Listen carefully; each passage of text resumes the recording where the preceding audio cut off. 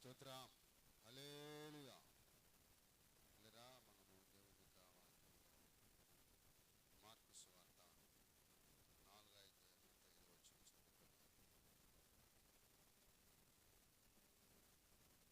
Mark సువార్త ఆయన ఇట్లానే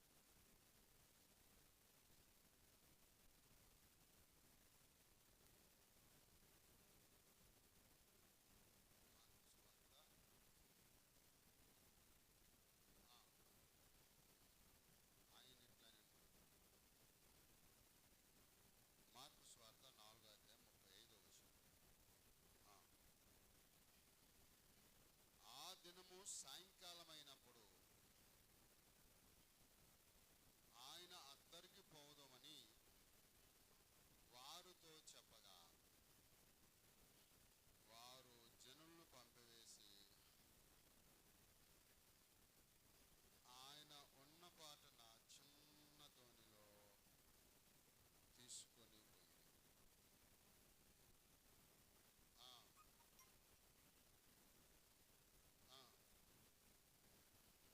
అప్పుడు పెద్ద తుఫాను రేగి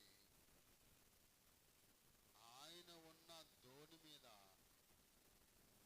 అలలు కొట్టినందున దోణి నిండిపోయిన ఆయన దోణి అమరమున తలగడ మీద తలవాల్చుకొని నిద్రించుచుండును. వారు ఆయన లేపి, బోధకుడా, మేము నశించిపోచున్నాము, నీకు చింత లేదా అని ఆయనతో అనిరి. అందుకు ఆయన లేచి గాలిని గద్దించి నిశ్శబ్దమాయను, ఓరకుండమని సముద్రముతో చెప్పగా మిక్కిలి నిమ్మలమాయి. ప్రార్థన చేసుకున్నాం. పరిశుద్ధురాని కొందనాలు నాయన, సదమనేటువంటి వాక్యముల నుంచి మా ప్రభా కొద్ది నిమిషాలు నాతో మాతో మీరు మాట్లాడి సంపాదించమని నీ సన్నిధి మాకు తోడుగా ఇచ్చి ఆ కలుపుని నన్ను నీ పరిశుద్ధాత్మ అభిషేకాన్ని మాకు తోడుగా ఇచ్చి నడిపించమని. అయాదిగో తండ్రి, ఉట్టువాని మధ్యవాని బలహీన పనికిరాని నన్ను నాయన మాత్రమే బలపరిచి వాడుకొని సహాయం చేయండి. యేసు నామములో అడుగుచున్నాను. ఆమేన్. హల్లెలూయా. మళ్ళీ ఒకసారి చదువు. ఆ దినము సాయంకాలం అయినప్పుడు ఆయన అద్దరికి పోదామని వారితో చెప్పగా వారు జనులు పంపివేసి ఆయనను ఉన్న పాటున చిన్న దోణిలో తీసుకొని పోయి ఆయన మరి ఎమ్మటి కొన్ని దోణిలో వచ్చి అప్పుడు పెద్ద తుఫాను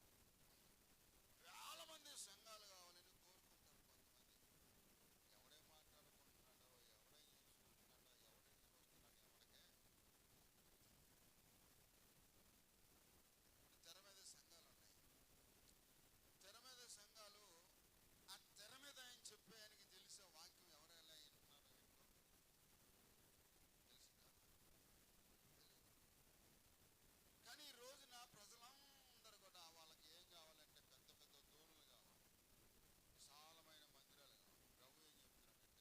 ప్రభు ఏం చెప్తున్నాడంటే, ఎక్కడ ఇద్దరు ముగ్గురు కూడి నా నామాన్ని స్మరిస్తారు వాళ్ళ మధ్యలో నేను ఉంటాను. స్తోత్రం.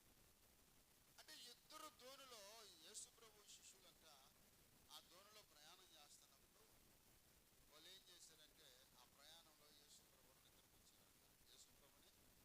యేసు ప్రభుని నిద్రపుచ్చారు.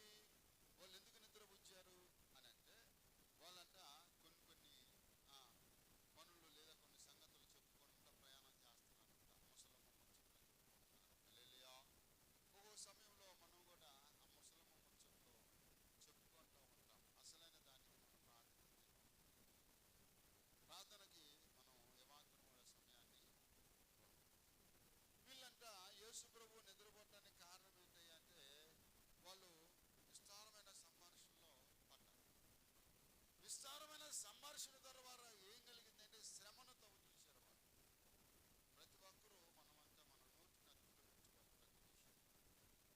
ప్రతి విషయంలో మన నోటిని అదుపులో పెట్టుకోవాలి. మనమంతా ముసలమ్మ ముచ్చట్లు లోకానుసరమైన పరిస్థితుల్లో మనమైతే ఖచ్చితంగా మన దగ్గర శ్రమ వస్తుంది. స్తోత్రం. బైబిల్ కూడా అంటుంది, ఏమంటుందంటే విస్తారమైన సంభాషణలో దోషం ఉంటుందన్నమాట. వీళ్ళు ఏం చేస్తున్నారంటే, మరి ప్రభువుని ఎండబెట్టుకొచ్చారు. ప్రభుత్వం ఎండబెట్టుకొచ్చినప్పుడు ఆయనలో ఉన్న కొన్ని అనుభవాలు పంచుకోవాలి. ఆయనతో ఉన్నటువంటి అమరత్వాన్ని వాళ్ళు ఏం చేయాలంటే ఆ మహిమను ఆయనతో పంచుకునే వారిగా ఉండాలి. యేసు ప్రభువును చిన్న దూరంలో వెలకుండా కూర్చోబెట్టి ఆయన ఏం చేశారంటే, ఇద్దరు పోలేదు కానీ వాళ్ళు విస్తారమైన సంభాషణలో ఉన్నారు అని వాళ్ళ ధోని ఆయన స్వాధీనంలో పెట్టుకున్నాడు. స్తోత్రం. ఆ ధోని ఎవరి స్వాధీనంలో ఉంది? కొన్ని సంఘాలు దేవుని స్వాధీనంలో ఉంటాయి. కొన్ని సంఘాలు వారి ఇష్టానుసారమైనటువంటి పరిస్థితులు ఉంటాయి. కొన్ని సంఘాల్లో కొన్ని నియమాలు ఉంటాయి. కొన్ని సంఘాల్లో వాక్యం అనే కట్టర్లు ఉంటాయి. ఏది కరెక్ట్ అంటారు? వారి సొంత నియమం కరెక్టా? వాక్యముతో ఉన్న నియమాలు కరెక్టా?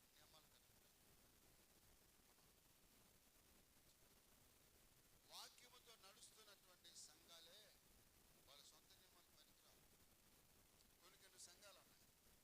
ఆ సంఘాల వాళ్ళు పెట్టిన కట్టుబడులకు మాత్రమే నిలుచున్నారు. వాళ్ళు పెట్టిన కట్టుబడులకే నిలుచున్నారు. వాళ్ళు పెట్టిన కట్టుబడులు ఏంటి అని అంటే, నాకు తెలిసినటువంటి అమ్మగారు నామం వచ్చారు. ఎవరన్నా సందా బియ్యం తెచ్చారంటే స్టోర్ బియ్యానికి ఒక రొమ్ము పెట్టింది, మంచి బియ్యానికి ఒక రొమ్ము పెట్టింది. స్టోర్ బియ్యం తెచ్చుకోవాలి, మంచి బియ్యం తెచ్చుకోవాలి. స్టోర్ బియ్యానికి ఏమో ఎదరు డ్రమ్ము, మంచి బియ్యానికేమో వెనక డ్రమ్ము. వాళ్ళ గుర్తు చూస్తారు వచ్చి ఏ స్టోర్ బియ్యం తీసుకుంటారు.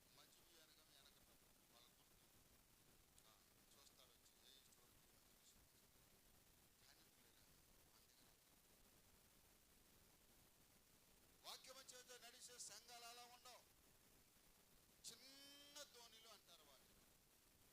చిన్న ధోనిలో యేసు ప్రభు ఉన్న పాటనే తీసుకెళ్ళిపోయారంట యేసు ప్రభుని. కొంతమందికి పెద్ద పెద్ద అయ్యగారులు కావాలి, పెద్ద పెద్ద సంఘాలు కావాలి, సూలు బూటు వేసుకోవాలి, అయ్యగారు తిరిగి కొట్టొచ్చినట్టు కనపడాలి. స్తోత్రం చెబుతామని హల్లెలూయా. అయితే పిల్లరా, అటువంటి సంఘాలు ఈ రోజున ఏమైంది అంటే విస్తారంగా ఉన్నారు. వాళ్ళ సొంత నియమాలు పెట్టి, వాళ్ళ సొంత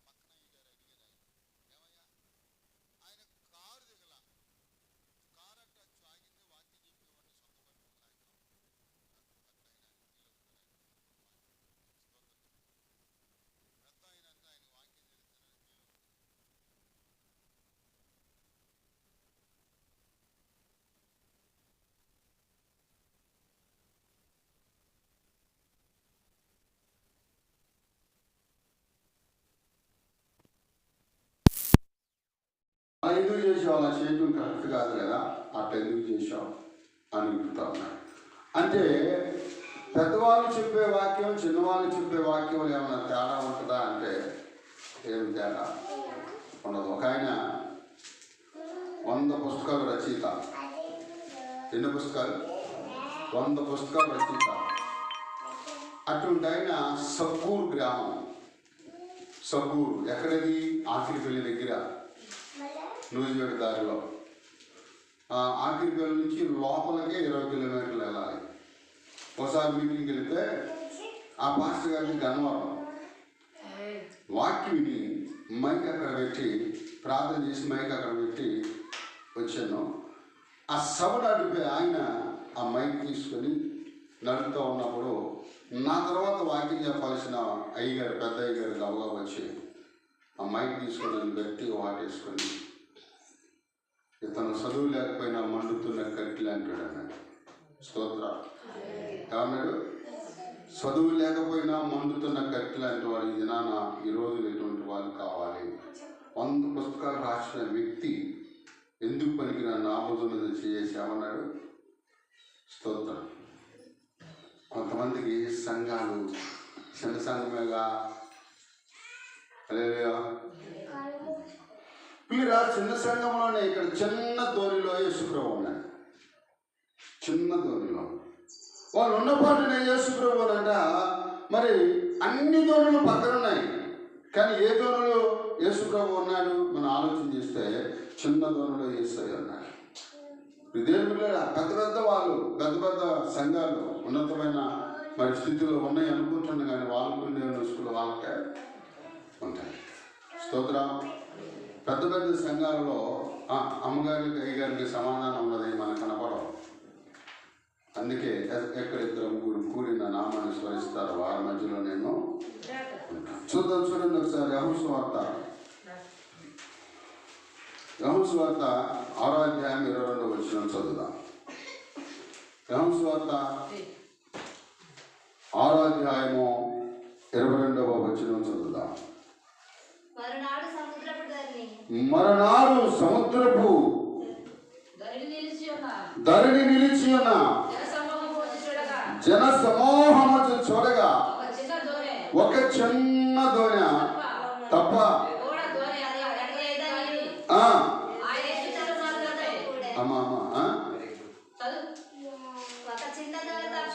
ఒక చిన్న దోణి తప్ప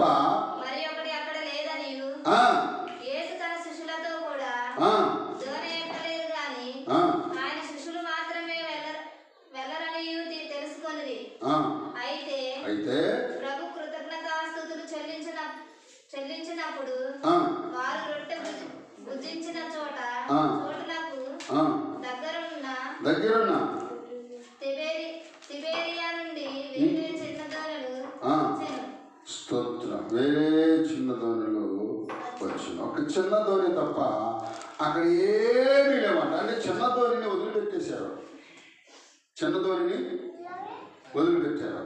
పెద్ద పెద్ద దోణులు తీసుకుని వెళ్ళిపోయారు, ఆ చిన్న దోణిని పక్కన పెట్టేశారు. అంటే ఈ రోజున చిన్న చిన్న సంఘాలు లెక్కలేని స్థితిలో ఉన్నారు. చిన్న చిన్న ఇదే వాళ్ళకి ఎంతమంది ఉంటారో 10 మంది ఉంటారేమో, 20 మంది ఉంటారేమో అన్నట్లుగా చిన్న చిన్న సంఘాలని తోసుకూర్చే వాళ్ళు ఉన్నారు. కానీ ఆ చిన్న దోణిలోని యేసుప్రభు ఉన్నాడంట. ఆ చిన్న దోణికి ఒక్కోసారి చిన్న చిన్న శ్రమలు వస్తాయి, కష్టాలు వస్తాయి. అయితే వీళ్ళు ఏం చేశారంటే యేసుప్రభుని నిద్రపోవడానికి కారణం ఏంటంటే ఆ దోణిలో ప్రయాణం చేసేటప్పుడు వాళ్ళు ఎక్కడ కూడా ప్రభుతో మాట్లాడడానికి ఇష్టపడలేదు.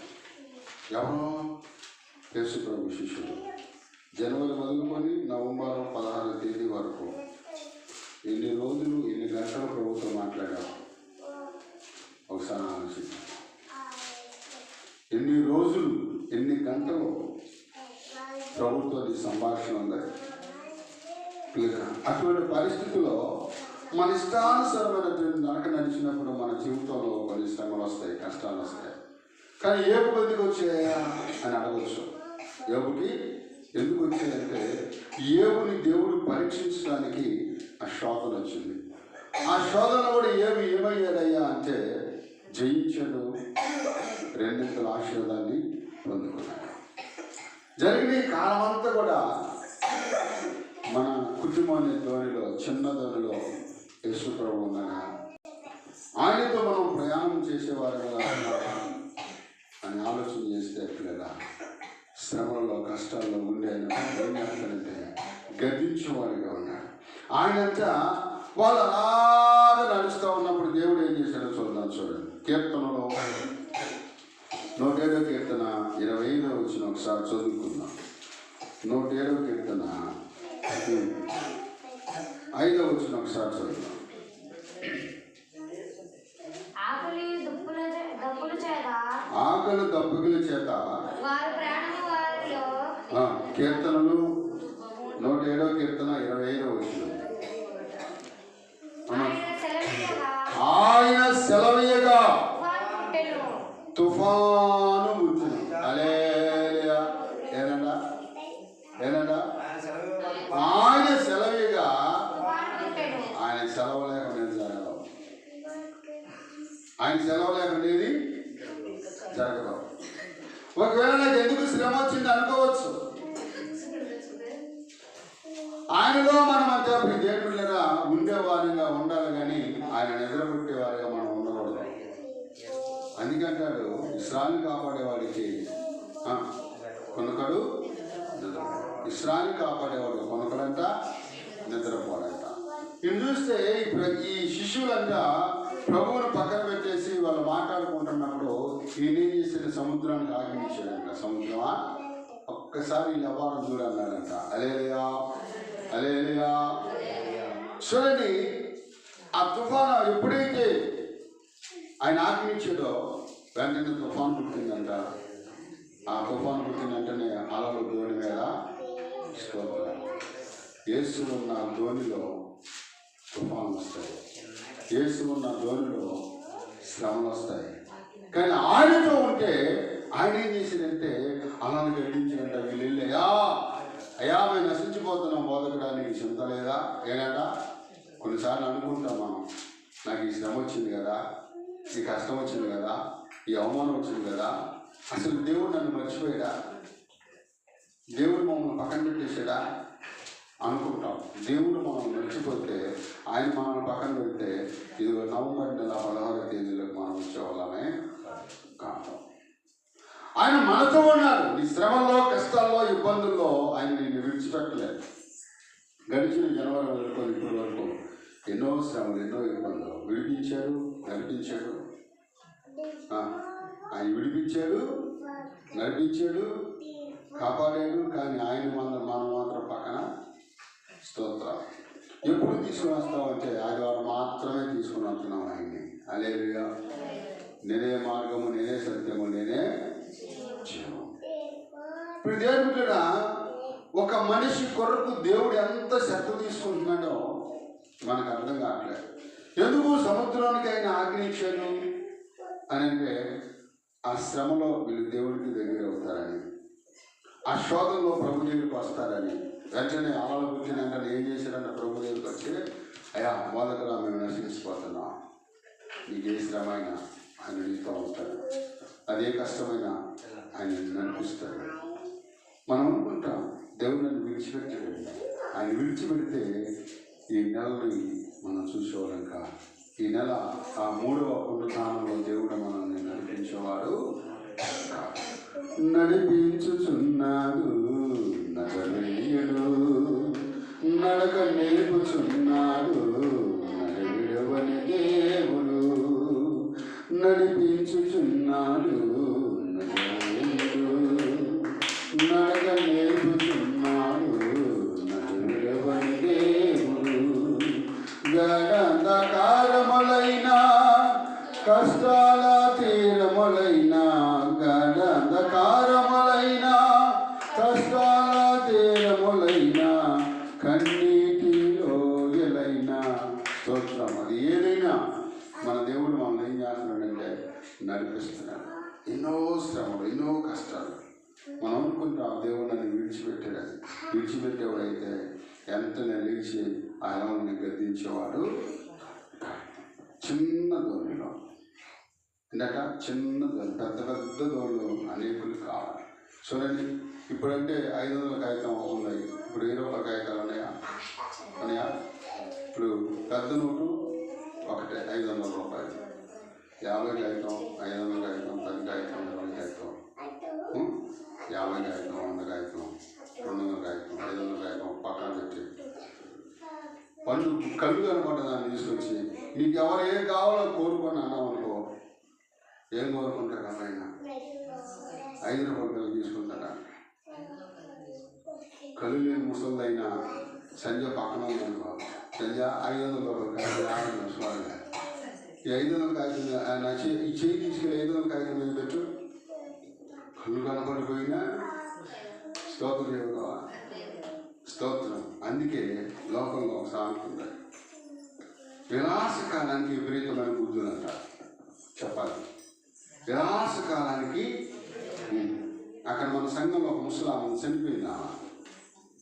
చనిపోయి ఆమె ఏం చేసిందంటే, చనిపోయే ముందు మరి మన దగ్గరే వాక్యం ఉంటుంది, మన దగ్గరే మరి బల్లారాధన తీసుకుంటుంది, మన దగ్గర వాక్యం మన వాక్యం చేతనే రక్షించబడి, కానీ బాప్టిజం వాళ్ళ అబ్బాయి దగ్గర తీసుకుని వాళ్ళ అబ్బాయి అయ్యారు, వాళ్ళ అబ్బాయి దగ్గర బాప్టిజం తీసుకుంది. సరే, వాళ్ళ అబ్బాయి మరి మాస్టరే కదా, అయ్యా మరి మా అమ్మ మరి మా మరదలో మీ దగ్గరే వాక్యం అంటున్నారు, వాళ్ళు ఈరోజు బాప్టిజం తీసుకుంటారంట, మీరు రండి అని చెప్పాలి లేదా? వాక్యానుసారంగా నడిచేవాడు, అవునా? చెప్పలా. కనీసం వీళ్ళు కూడా ఫోన్ చేసి చెప్పాలి, అయ్యా మరి ఇట్లాగా సంఘంలో అక్కడ కొంతమంది బాప్టిజం తీసుకుంటున్నారు, మరి నేను కూడా అక్కడ బాప్టిజం తీసుకోవాలనుకుంటున్నాం, మీరు కూడా రండి అని అంటే, మరి వాళ్ళతో పాటు నేను కూడా బాప్టిజం ఇచ్చేవాడు కదా, అవునా? సరే, నేను వచ్చారు బాప్టిజం తీసుకున్నారు, నేను అన్నా మీకు ఇష్టమైతేనే బల్లారాధనలో చేయబెట్టాను. స్తోత్రం. బాప్టిజం తీసుకున్నారు, నేను అన్నాను బాప్టిజం ఎక్కడ తీసుకున్నా బాప్టిజం వల్ల ఏం లేదు, మారు మనిషి ఎక్కడ పొందేది అది ముఖ్యం. స్తోత్రం. హల్లెలూయా. మారు మనసు నువ్వు ఎక్కడ పొందావో అక్కడ అది ముఖ్యం. కానీ ఇప్పుడు దేవుళ్ళని ఎక్కడ వాక్యం ఉంటున్నావో, ఎక్కడ బల్లారాధన చేయబడుతున్నావో అక్కడ మాత్రమే బతిమానాలు.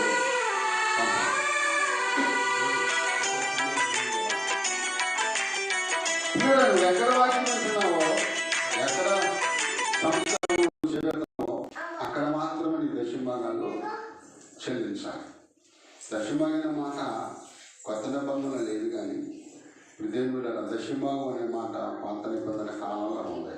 పౌలు ఏమన్నాడంటే, వారికి కలిగిన కొలది విస్తారంగా దేవునికి ఇస్తే విస్తారంగా మీరు దీవించబడతారు అనే మాట అన్నాడు. అయితే ఇలా ఏం చేసిందంటే, మన దగ్గర కవర్లు ఉంటాయి. ఏ కవర్లు అంటే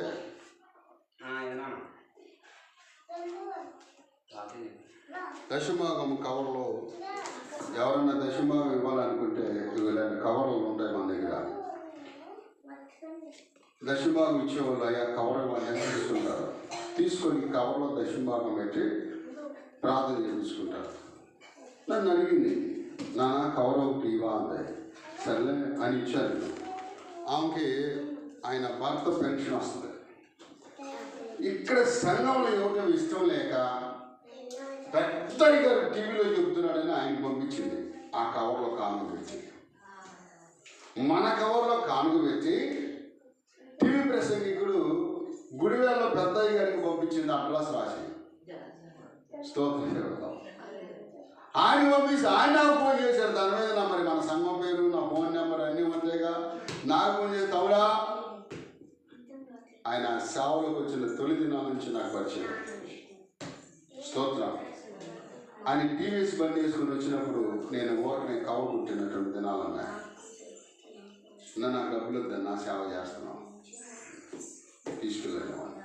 ఇప్పుడు ఆయన పెద్ద గారు అయ్యాడు, ఆయన పంపించింది. ఆయన నాకు ఫోన్ చేసినప్పుడు మీ సంఘంలో ఎవరో కవర్ పంపారు, నాకు ఆయన పేర్లు అయ్యేది కానీ నీ కవర్ మాత్రం నాకు వచ్చిందన్నారు. కవర్ నాకు నేను ఎవరికి ఇచ్చాను నాకు తెలుసుగా. అంటే చిన్న సంఘంలో నువ్వు ఎక్కడైతే ఉన్నావో, ఎక్కడ బలపడుతున్నావో అక్కడే నువ్వు స్థిరపరచబడాలి, కానీ ఇంకా వేరే చోటగా కలపడతావు. దక్షిణభాగాలు అటే ఇచ్చాడు, సందర్భం అటే ఇచ్చాడు. సరే వస్తా వస్తా వస్తా వస్తా ఏమైందంటే ఆమె ఆగిపోయింది. మా దగ్గర సరే ఆగిపోయినా సరే శనివారం వెళ్ళి ప్రార్థన చేస్తున్నాం. ఆమె చనిపోయింది. చనిపోయినప్పుడు మన దగ్గర ఉంటే ఏదైనా మనం చేయొచ్చు. మన కాలం వెళ్ళిపోయింది. ఇప్పుడు ఎవరు చేయాలి? వాళ్ళే చేసుకోవాలి. ఆమెకు మనం ఏం చేయలేదని కుటుంబం కోడల కుటుంబం ఆగిపోయిన వాళ్ళ దగ్గర. స్తోత్రం. ఇంకొక ఆమె చనిపోతే దగ్గరుండి అన్ని చేశాడు, మైకి పెట్టాడు, రాత్రి ప్రార్థన పెట్టాడు. ఇలా చనిపోతే ఏం చేయలేదు, నువ్వు నా దగ్గర నుంచి వెళ్ళిపోయావు, నాకు సంబంధం ఏంటి ఏమా ఉందా? లేదు, నీ కొరకు నేను కనిపెట్టి అయినా సరే ప్రార్థన చేసేవాడు. ప్రభావ పలంతా నేను జ్ఞాపకం చేసుకో ప్రభావ ప్రార్థన చేసేవాడు. అట్లా అడిగి వెళ్ళిపోయాడు. స్తోత్రం. లేదు కానీ మీద దాని ద్వారా ఎవరికి నష్టం అంటే ప్రభుకి నష్టం లేదు, లేదా సేవకుడికి నష్టం లేదు. ఎవరికి నష్టం అయ్యా అంటే ప్రభు అంట నమ్మి ఒక కుటుంబాన్ని అప్పచెప్పినప్పుడు ఆ కుటుంబం పట్ల దేవుడు శ్రద్ధ చూపెట్టే అవకాశం సేవకుడికి ఇస్తారు.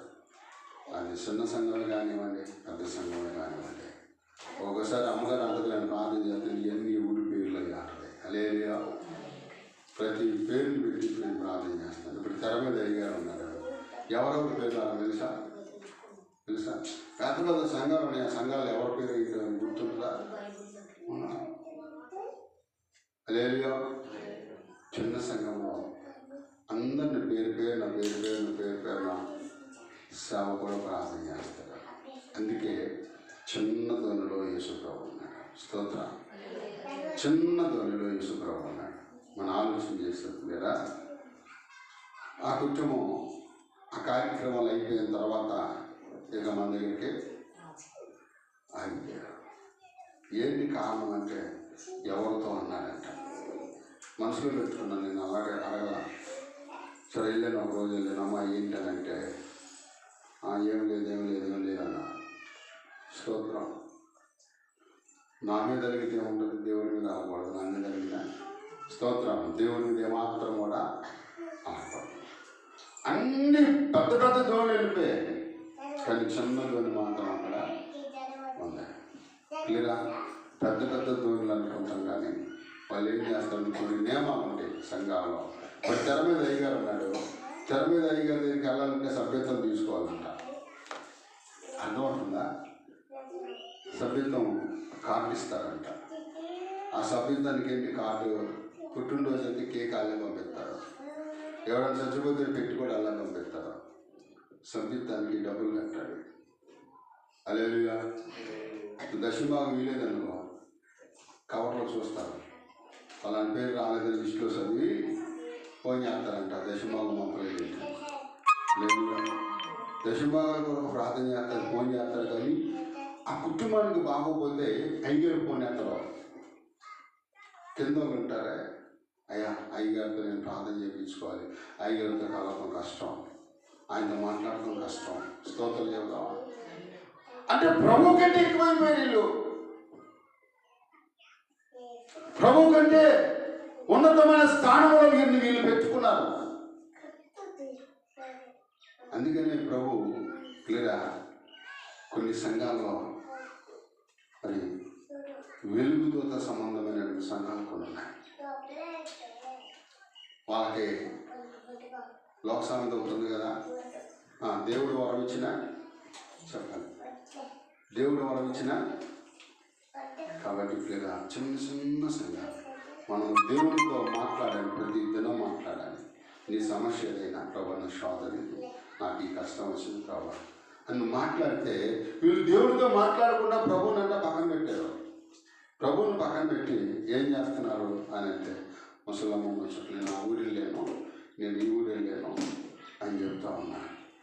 పిల్లలు ఆ కవరిచ్చిన ఆ విషయాన్ని వాక్యం చెప్తే జ్ఞాపకం చేశాను. ఒక అయ్యగారికి ఎవరో కవర్ పంపారంట, మీకు ఇది ఇష్టం లేకపోతే మీ కవర్ కొనుక్కొని పంపండి, నా దగ్గర కవర్ తీసుకొని పంపకూడదు అట్లాగా అన్న. ఆ మాట కలిగి మానేసిందాం. స్తోత్రం. బైబిల్లో ఒక మాట ఉంది, నా యేసు మొహమాటం లేనివాడు. హల్లెలూయా. ఏది మాత్రమైనా మన మొహమాటం లేకుండా మాట్లాడాలి. అయితే మీరు ఇక్కడ చూస్తే ఆ తుఫాను దేవుడు ఆజ్ఞ ఇచ్చాడంట. కొన్ని సమయాలు మన పరిస్థితులను బట్టి, మన ప్రార్థన స్థితిని బట్టి కొంతమంది అంటారు ప్రార్థన చేస్తేనే శ్రమలు అవుతున్నాయా? నీ చిన్న దూరంలో యేసు ప్రభు ఉన్నాడా? నీ చిన్న నావులో, నీ చిన్న కుటుంబంలో యేసు ప్రభు ఉన్నాడా? గడిచిన కాలం నుంచి ఆయనతో మనం ఎంతవరకు ప్రయాణం చేశాం? మన ప్రయాణం ఎలా ఉంది? ఆయనతో నడిచేదానికి ఎలా ఉంది? ఆయన మనతో ఉండి నడిపించే దేవుడు ఆయన. ఆయనకి మన జీవితాన్ని శ్రమ అప్పగించుకోవాలి. శ్రమ వచ్చినప్పుడు, కష్టం వచ్చినప్పుడు, ఇబ్బందులు వచ్చినప్పుడు కాదు, అన్ని సమయాల్లో ఆయన మనతో ఉండాలని కోరుకోవాలి. హల్లెలూయా, హల్లెలూయా. క్లియరా? ఒక ఆయన చనిపోయి ఈ మధ్యన వారం శనివారం, బుధవారం, శనివారం క్రమం తప్పకుండా వస్తే ఆయన బయట కూడికలు పెట్టినప్పుడు ఆయన సొంతమే ఉన్నది. బయట ఏ కూడికన్నా కానీ, పుట్టినరోజు కానీ, జ్ఞాపకార్థం కానివ్వండి, ఇంకే కూడికన్నా కానివ్వండి, ఆదివారం కానుకలు పెట్టినట్టే శుద్ధి కొడుకులు కూడా కానుకలు పడతారు. ఎప్పుడైనా చూశారు ఎక్కడన్నా శుద్ధి కొడుకులు కానుకలు పడతాం? శుద్ధి కొడుకులు కానుకలు పెట్టిన డబ్బులు పక్కన పెట్టి బుధవారం, శనివారం, ఆదివారం క్రమం తప్పకుండా వచ్చిన వాళ్ళకంటే జనవరిలో నూతన సంవత్సరంలో ఆ డబ్బులు పెట్టి గిఫ్ట్ కొని ఇస్తారంట వాళ్ళకి. హల్లెలూయా. దేవుడు అట్టిమన్నారా? ఆయన సొంత ఆలోచన. మీటింగ్లు పెట్టాడు. మీటింగ్లు పెట్టి అమ్మా రేపు మీటింగ్కి రెండో రోజు కూరండుకు రావాలి. ఎంత అయ్యారు? 2 కేజీలు అయ్యారు. 30 చెప్తారు, 40 చెప్తారు, తెలియదు. అట్ట వండుకు రావాలి. అమ్మా నువ్వు రైస్ వండుకు రావాలి 5 కేజీలు. నువ్వు సాంబార్ తీసుకురావాలి. నువ్వు పచ్చడి చేసి రావాలి. అట్లా అనుకోతే మన మీటింగ్లో అమ్మ వాళ్ళు ఖర్చు ఉంది, ప్రార్థన చేయండి అంటే దేవుడు ఏం చేస్తాడు? ఆకాశవాక్యులు ఇప్పుడు తన్ను చేశారు అనుకుంటున్నాం. దేవుడు అని అనుకునేవాడా? అట్లా 200 సంఘం 50 మందికి వచ్చింది. ఎంత సంఘం? 200 సంఘం 50 మందికి వచ్చింది. ఇదేంటి మన మీద పడుతున్నాడు? ఉద్యోగాలు చేసుకున్న వాళ్ళు ఉన్నారు, కూలి పనులు చేసుకున్న వాళ్ళు ఉన్నారు. వీళ్ళందరూ ఎక్కడ తెచ్చిస్తారు? అర్థం చేసుకుని పాస్టర్ గారు ఏం చేయాలంటే ప్రార్థన చేయండి. చిన్న పనుల్లో ప్రార్థన శక్తి ఉంటుంది. దేవుడు ఖచ్చితంగా దేవుడు ఏం చేస్తాడు? రాత్రి మనం చేయాలి, టైం అయిపోయిందని ప్రతి శనివారం అందరి కోసం చేస్తామా? అది నియమం, వాక్య రూల్. అది జ్ఞాపన కూడిక సంఘంలో ఉండాలి. అలా ఉన్నదైనా సంఘాలు కూడా, సంఘ కుటుంబాలు కూడా దీనికరంగా ఆశీర్వాదకరంగా ఉంటాయి. అది లేనప్పుడు సంఘానికి స్తోత్రం వస్తుంది, సంఘ కుటుంబానికి శోధన వస్తుంది. కాబట్టి పిల్లగా ఆయన సెలవిగా సముద్రం అంట ఏమైంది? చదువు మరొకసారి చదువురా.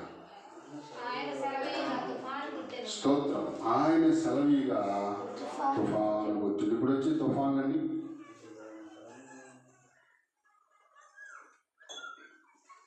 అంటే 19వ తారీఖున ఇంకో తుఫాన్ ఏదో ఉందంట. ఎప్పుడు? 19వ తేదీన ప్రార్థన చేద్దాం. వార్తలు 19, 20 రేపు వారం ఈ తుఫాన్లు అని అంట. ప్రార్థన చేద్దాం. ఈ తుఫాను తప్పించిన దేవుడు చేయలేదా? విశ్వాసం చేయాలి. పిల్లరా మీకు గుర్తుందా? మనం అక్కడ సెంటర్లో మీటింగ్లు పెట్టాం, గుర్తుందా? భోజబొమ్మ దగ్గర. అదే కాదమ్మా, అవతల బొమ్మ దగ్గర బాగా వర్షం వచ్చింది. వర్షం వచ్చినప్పుడు కోటేశ్వర గారే నేను బస్ స్టాండ్లో కూర్చొని ప్రార్థన చేస్తామన్నా కొద్ది నిమిషాలకు వర్షం ఆగిపోయింది. కోటేశ్వర గారు మన మనుషులు పిలిచి ఆ గడ్డివాము ఇప్పుడు మందులు కొట్టు పెట్టారే, ఆ మందుల కొట్టులో పెద్ద గడ్డివాము ఉండేది. ఆ గడ్డివామును పంపించి గడ్డి పొడిగడ్డి తీసుకొచ్చి ఆ స్థలంలో ఇవ్వండి అని నేను అనుకున్నాను. ప్రార్థన జరగలేమో వీళ్ళు గడ్డి మూడు ఇక్కడ వేస్తున్నారు అనుకున్నాను. గడ్డి అంతా వేసి కట్టాలు వేసిన తర్వాత అప్పుడు కోటేశ్వర గారు నన్ను పిలిచి, మాస్టర్ గారు గంట నుంచి నేను చూస్తున్నా, నీ పేదాలు ఆడతాను, నీ కళ్ళు తెరవడా, నీ దేవుడికి ప్రార్థన చేసావు, కార్యం చేశాడు, వెళ్ళి ప్రార్థన పెట్టుకోపో అన్నాడు. స్తోత్రం. సభలు కట్టాయి. 3 సార్లు నేను పెట్టాను. అక్కడ 3 సార్లు పెడితే మోకాలు చెప్పిన వాళ్ళు దేవుళ్ళు గుండె నొప్పిలో దేవుడు లేపారు. అమ్మా ఒక తల్లి గుండె నొప్పితో బాధపడుతుందన్న పైకి లేచిందామా నేనేనయ్యా. ఒక పెద్ద ఆయన మోకాళ్ళ నొప్పితో బాధపడుతున్నాడన్న ఆయన లేచి నుంచున్నాడు నేనేనయ్యా. వాళ్ళ మీటింగ్ 3 రోజులు వచ్చి ప్రార్థన చేయించుకున్నాను. స్తోత్రం. ఆఖరి రోజు పిలిచి వాళ్ళు ఎంత ఇచ్చారు గుర్తులేదు కానీ గుండె నొప్పి తగ్గింది, మోకాళ్ళ నొప్పి తగ్గింది. స్తోత్రం. అంటే చిన్న దోణులు ఎవరన్నారు? స్తోత్రం. చిన్న దోణులు అద్భుతాలు దేవుడు చేస్తాడు. పెద్ద పెద్ద సంఘాలు వాళ్ళు ముందుంటారు, చిన్న చిన్న సంఘాల్లో దేవుడు ముందుంటాడు. హల్లెలూయా. ఆయన స్వాధీనంలో ఉంటాయి ఈ సంఘాలు. ఎందుకంటే ప్రార్థన చేసి దేవుడిని ఆనుకుంటాం, వాళ్ళు వచ్చే కానుకల మీద ఆధారపడతారు.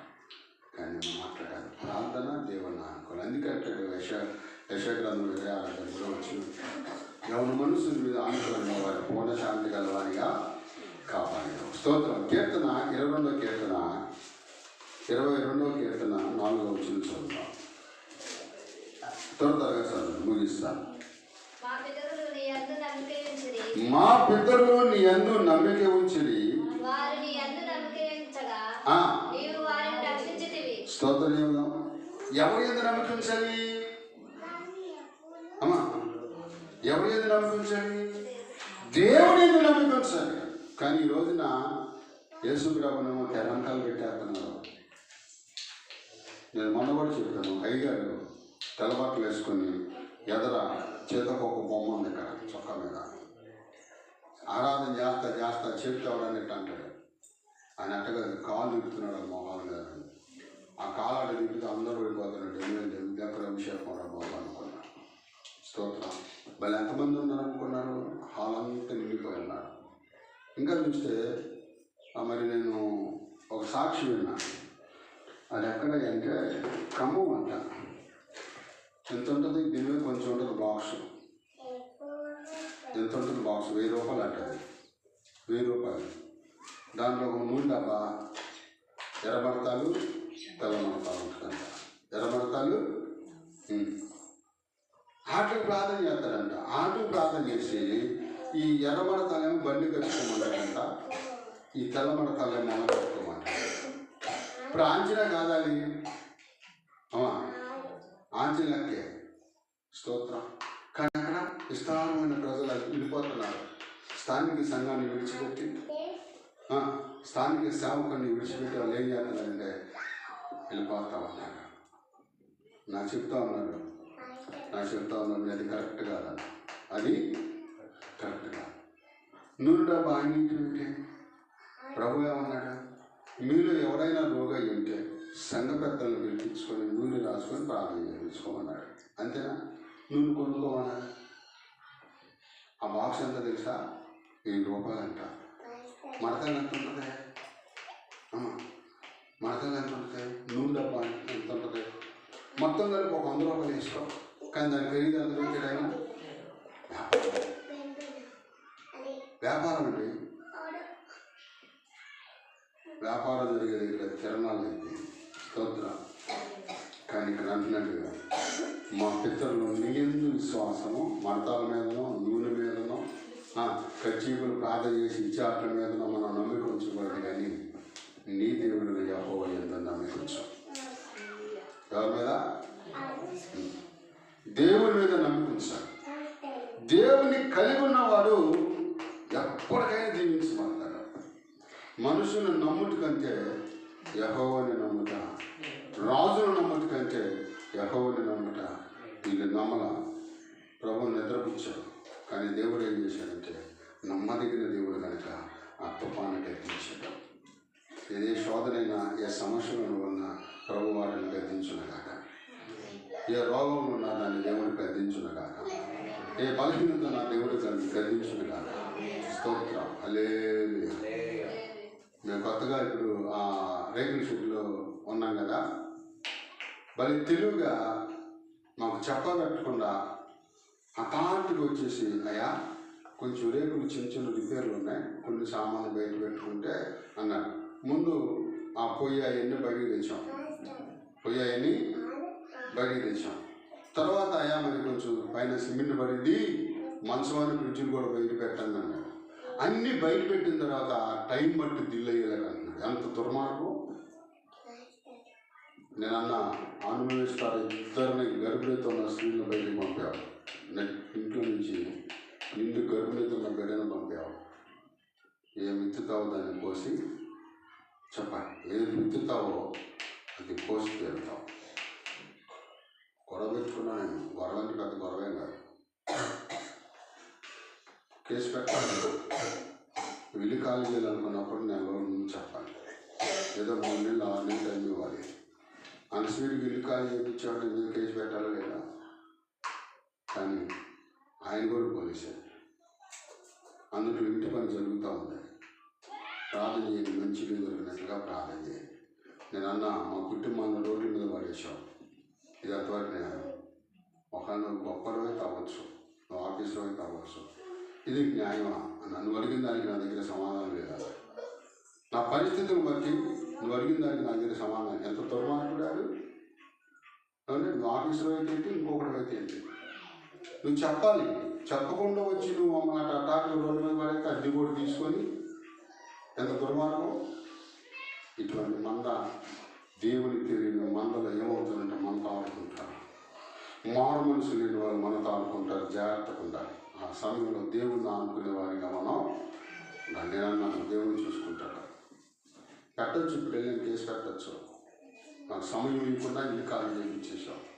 మమ్మల్ని రోడ్డు పాలు చేసాం, రోడ్డులో చేసుకుంటున్నాం అన్నీ అని చెప్పి అడిగినప్పుడు ఏం సమాధానం లేదు. స్తోత్రం. దేని బిడ్డలారా ప్రార్థన చేయండి.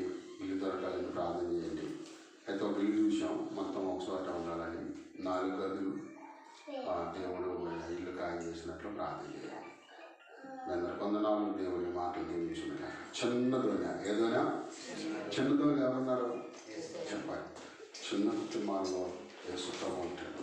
చిన్న సంఘాల్లో యేసుప్రభు అంటాడు. ఆయన మాటలు మనం శ్రద్ధగా విన్నప్పుడు లేదా ఆ మాటలు విన్నదాన్ని బట్టి మనం ఏం చేయాలంటే ప్రభు నాతో మాట్లాడాలి అని ప్రార్థన చేసుకునే స్థితిలో ఉండాలి. కానీ విన్నదాన్ని విడిచిపెట్టి ప్రార్థన చేయకుండా ఉంటే సముద్రంలో అలలో ఆయన ఆజ్ఞాపించినట్టుగా మన మీద కూడా కొన్ని శ్రమలో ఆయన సెలవు కూడా ఏది జరగదు. చూసాం కదా, సముద్రంలోకి ఆయన ఆజ్ఞ ఇవ్వగా తుఫాను పుట్టున్నాం. ఏదైనా మన జీవితంలో ఆయన ఆజ్ఞ ఇవ్వకుండా ఏది జరగదు. స్తోత్రం. ప్రార్థన చేసుకున్నాం. మాట్లాడ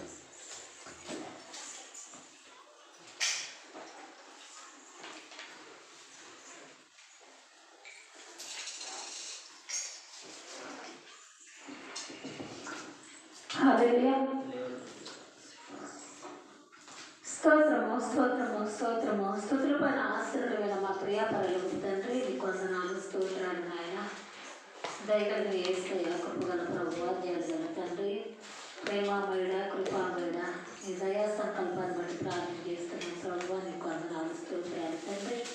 వాటిని పాటల్లో మీరున్నారు. వాక్య భాగంలో దాసులు వారు చేసుకొని కావలసిన వాక్యాన్ని బయటపరిచినందుకు వందనాలు స్తోత్రాలు ప్రభువా. ఎన్నిక లేని జీవితాలు ఎందుకు చేసుకున్నందుకు వందనాలు. స్థితిని మార్చిన తండ్రి, ఈ క్షణం వరకు నా తండ్రి సన్నిధిలో నిలబెట్టిన విధానానికి వందనాలు తండ్రి. ఈ సమయం చూడలేక ప్రభు ఎంతో మంది కాలగర్భంలో కలిసిపోయారు ప్రభు. మమ్మల్ని సజీవమైన మీకు ఇష్టమైన రెక్కల కింద దాసి కాపాడుతూ నడిపిస్తున్నందుకు వందనాలు స్తోత్రాలు తండ్రి. నడుస్తున్న మా జీవితాలను నా తండ్రి గతించిపోతున్న కాలానికి కొరకు కాదు కానీ ప్రభు, అయా ముందు జరగబోయే భవిష్యత్తులో నా తండ్రి మా కుటుంబాన్ని దీవించండి, ఆశీర్వదించండి ప్రభు. మీరు కొనపడట్టు ప్రభు స్తోత్రం నాయన. తండ్రి జ్ఞానం ఇచ్చి నడిపించండి, జ్ఞాపశక్తి నడిపించండి, నిరీక్షణ పట్టుదల దయచేయండి ప్రభు. స్తోత్రం నాయన. దాస్ కుటుంబాన్ని బట్టి జ్ఞాపకం చేసుకో అయా. నా తండ్రి వాక్యాన్ని అందిస్తుండగా నా తండ్రి ఆత్మతో నింపండి ప్రభు. కుటుంబాన్ని దీవించగా ఆశీర్వదించండి ప్రభు.